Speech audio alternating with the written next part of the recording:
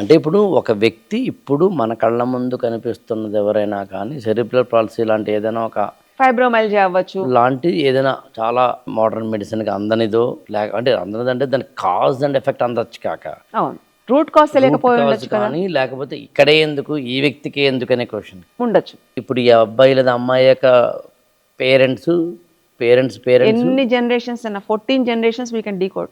Okay okay 14 జన్మలండి 14 generations. తరాలు. తరాలు.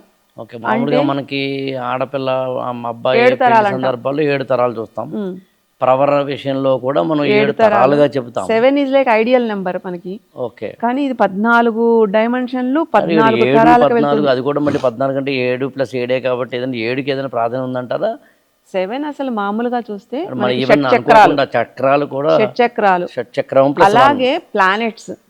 Okay, అంటే మొత్తం 9 లో 7 మామూలుగా ప్లానెట్స్ 9 చెప్తాం కానీ 2 7 ఆర్ ఇంపార్టెంట్. సబ్ ప్లానెట్స్ గా చెప్తారు. Yeah, 7 are important. సో దానికి దీనికి ఉండే బీజాక్షర సౌండింగ్ ఊపిరి ద్వారా చేసినా you can able to sync with that universal law. జ్యోతిష్ శాస్త్రంలో కూడా 7 గ్రహాలు అన్నా కానీ సూర్య చంద్రుడి గ్రహాలుగా చెప్పకుండాను లేకపోతే కనుక ఉపగ్రహాలు ఉపగ్రహాల అంతే.